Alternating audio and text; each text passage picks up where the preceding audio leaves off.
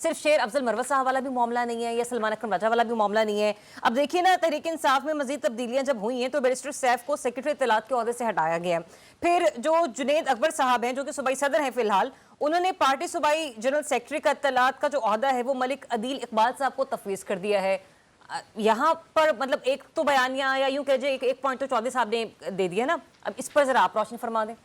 دیکھیں, جس طرح پورے پاکستان کے میڈیا کا فوکس ہے ایک پارٹی اور اسی کے اوپر ہی بات کرنا, تو اس پارٹی کا جو بھی عہدیدار آتا ہے وہ راتوں رات لیڈر بن جاتا ہے. اگر ہم شیر افضل مروت صاحب کی بات دیکھیں تو وہ ایک ان کی لڑائی ہوئی تھی, اس کے بعد انہوں نے ایک فقرہ کہا تھا, وہ فقرہ میں دہراؤں گا تو نہیں وہ پروگرام کے بارے میں, لیکن اس راتوں رات وہ ان کا جو لیڈرشپ کا اورا تھا وہ اپنی جگہ کے اوپر ڈیولپ ہو گیا. پھر ہم نے یہ دیکھا کہ وہ پشاور میں بھی پارٹی کے لوگوں کو اٹریکٹ کرتے تھے اور وہ لاہور میں بھی تشریف لاتے تھے, وہ کراچی بھی جاتے تھے, کراچی میں بھی انہوں نے جا کے مظاہرہ کیا اور وہ پی ٹی آئی کی مقامی قیادت سے بڑا مظاہرہ تھا. لاہور کے اندر آگے جو انہوں نے لوگ اکٹھے کیے وہ پی ٹی آئی کی مقامی قیادت سے زیادہ لوگ تھے. تو پی ٹی آئی نے پہلے خود ہی اس بت کو تراشا اور اس کو ڈیولپ کیا. اچھا, لیکن یہ مارے گئے ہیں رونگ سائیڈ پہ ہونے کی وجہ سے نا. مطلب کہ اس وقت جو ہے وہ پارٹی میں دو بڑے واضح گروپ ہیں کے پی کے حوالے تک. ایک طرف گنڈاپور صاحب ہیں اور گنڈاپور صاحب نے جس طرح پارٹی ڈسپلن کی خلاف ورزی کرتے ہوئے ان کو سٹیج پہ جگہ دی, مجھے تو اس دن لگا تھا کہ گنڈاپور صاحب کے بھی مشکل وقت شروع ہوں گے. اس کی وجہ یہ ہے نا کہ جب پارٹی نے کہہ دیا, اس سے زیادہ مشکل وقت مطلب کیا آ سکتا ہے؟ ایک طریقے سے دیکھا جائے, آپ نے کہا نا کہ اگر پارٹی پاپولیرٹی ہے تو اس کے ہر ایک ممبر کو جو ملنے والا عہدہ ہے وہ بھی پاپولر ہوگا. بے شک وہ اس وقت صوبے کے وزیر اعلیٰ ہیں, لیکن وہ پارٹی کے صوبائی صدر بھی تو تھے نا, اب نہیں. ہاں, اب نہیں ہیں, اور اگر پارٹی ان کو چاہے تو اس عہدے سے بھی ہٹا سکتی ہے. ایک بات, اور ظاہر ہے کہ پارٹی نے کب ہٹانا ہے اس کا فیصلہ تو پارٹی خود ہی کرے گی یا اس کے بانی کریں گے. لیکن میں عرض کر رہا ہوں کہ اس دن جب انہوں نے اس ثوابی والے جلسے میں ان کو خطاب کا موقع دیا تو وہ تو ایسی تقریر کیا کرتے ہیں ہمیشہ جیسی انہوں نے وہاں پہ کی, اور نتیجے کے طور کے اوپر پہلے مرحلے میں ان کو پارٹی سے پیچھے کرنے کے ذرائع کے حوالے سے آج خبریں چلائی گئی ہیں.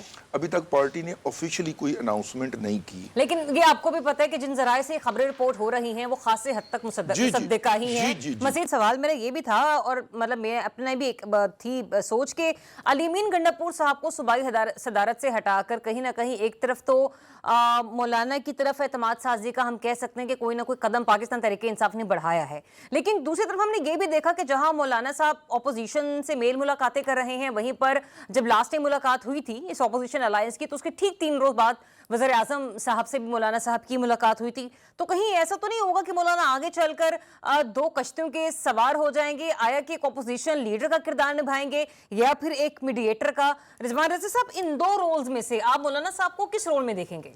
دیکھیے, بات یہ ہے کہ مولانا جو ہیں وہ سیاست کے بازار کے بڑے شاطر اور کائیاں کھلاڑی ہیں. وہ جلدی کہیں کسی جگہ پہ پاؤں نہیں رکھیں گے کہ کوئی ان کے پولیٹیکل جو بھی ہے ان کا میٹل اس کو چرا کے لے جائے. اور آپ دیکھیے نا, انہوں نے لانگ مارچ کیا تھا اور پی ایم ایل این اور دوسری پارٹی کسی بھی پارٹی نے ان کے ساتھ کوئی سپورٹ نہیں کیا تھا, لیکن اس لانگ مارچ کے نتیجے میں میاں نواز شریف صاحب کو ملک سے باہر جانے کا موقع مل گیا تھا. وہ جو پریشر انہوں نے بڑھایا تھا.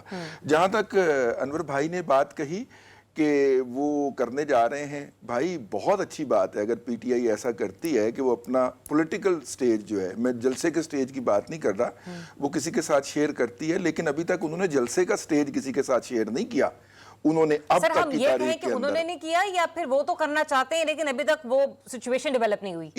ادھر کیس کے اندر یا دوسری پارٹیز ان کے سٹیج پہ نہیں چڑھی یا انہوں نے ابھی تک سٹیج کسی کے ساتھ شیئر نہیں کیا. یہ ان کے لیے بڑا یونیک تجربہ ہوگا اور میرے خیال کے اندر ایک بڑی اچھی پولیٹیکل موو ہوگی. یہ 2025 کا سیاسی آپ وہ بھی کہہ سکتے ہیں.